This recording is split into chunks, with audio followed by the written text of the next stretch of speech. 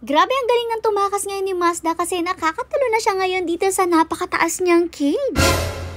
Dito nga ay pinaghahanda pa ni Mother ng pagkain si Mazda kasi nga syempre kailangan na rin niya makakain ngayong umaga. Bale binibigyan nga natin pagkain kay Mazda ay yung kinakain rin nga ng ating pack members at syempre pang puppy yung kanya. Tapos dahil very puppy pa nga itong si Mazda, nilalagyan pa rin nga natin ng water itong food niya para nga kahit papaano ay lumambot din yan. Dahil nga super excited na rin talagang kumain ng bata, talagang kailangan mo pa siyang hawakan bago nga mababa yung pagkain niya para hindi matapon. Kasi grabe guys, hindi naka fast forward yan ha, pero mukhang naka-fast forward sa sobrang bilis niyang lumafang dyan. Grabe ang bata, diba? Akala mo talaga ginugutom at akala mo hindi pinakain ng ilang taon. Ganyan nga kasi talaga kumain si Mazda kasi nga syempre napakagaling rin niya kumain at okay na okay naman yung ganyan. At isa lang natin na hindi rin nga tayo mahirapan na magpakain sa kanya. Anyway, siguro nagtataka kayo kung bakit hanggang ngayon naka-isolate pa rin niya itong si Mazda mula sa iba nating pack members. Unang-una, dahil ganun po talaga kapag meron tayong bagong doggy, kailangan po talaga i-isolate natin sila at hiwalay muna nga kaysa dun sa mga nauna natin mga doggies. Siyempre, para na rin po yun sa safety nila both. At pangalawa, sa previous video rin nga po natin, alam nyo naman na dinala natin si Mazda sa vet at pina-check nga po natin siya. Tapos, ang nakita nga kay Mazda, meron nga daw po siya mga ear mites. At alam nyo ba, ang ear mites daw po ay nakakahawa from one dog to another. Kaya naman, mas lalong hindi pa talaga natin siya pwedeng isama sa iba nating pack members at sa kahit ano pang iba pang dogs kasi nga, syempre, ayaw naman natin na makahawa rin si Mazda. Tapos, ngayon nga, syempre, ginagamot rin natin siya at syempre, pinapatay rin natin yung mga ear mites na nasa tenga niya. Buti na lang rin naman talaga at hindi karamihan yung nakita natin dito sa tenga ni Mazda, pero yun nga lang, kita nyo naman talaga nagbibreed pa sila sa tenga ni Mazda at talagang bet na bet pa nilang magparami ng lahi.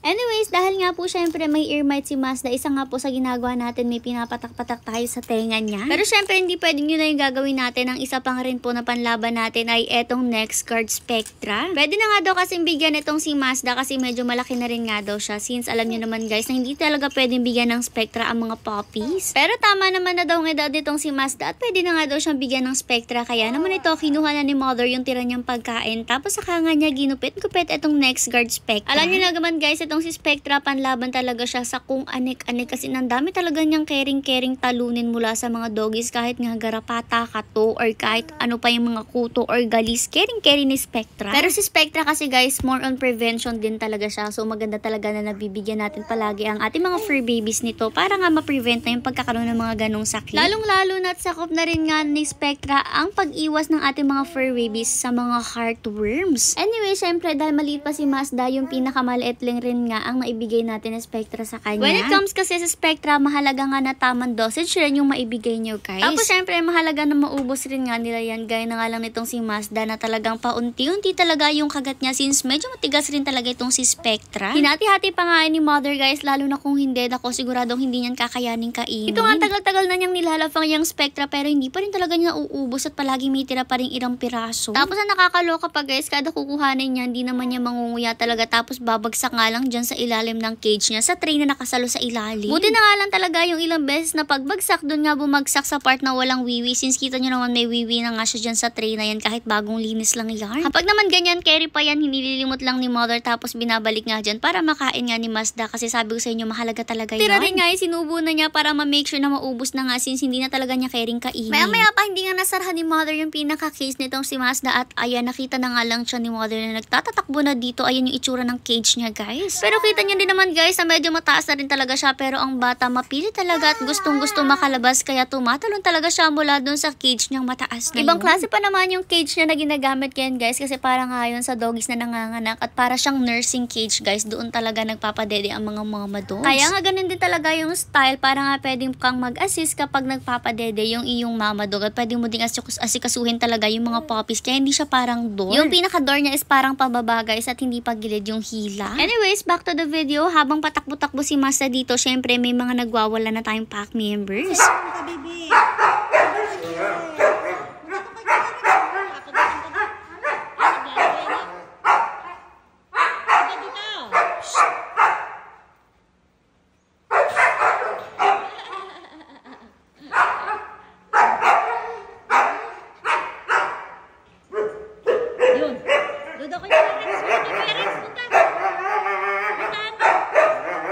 O di ba pakinig yun naman si Rex, talaga nagwawala nga siya since gusto rin niya makisali talaga sa paglalaro dito kay Mazda. Pero ang loko rin nga kasi talaga nitong si Mazda kasi talagang iniingkit nga yung iba nating pack members. Pinupuntahan niya nga itong iba nating pack members sa talagang iniisa-isa pa niya kasi gusto nga niya makalaro yung mga yan. Pero syempre hindi pwede kasi maiipit talaga siya ng mga yan sa sobrang liit niya. Kaya naman no choice siya since wala talaga siyang makakalaro at siya na lang talaga mag-isa yung nagpaikot-ikot dito sa loob ng mansyon. O di ba parang turumpo.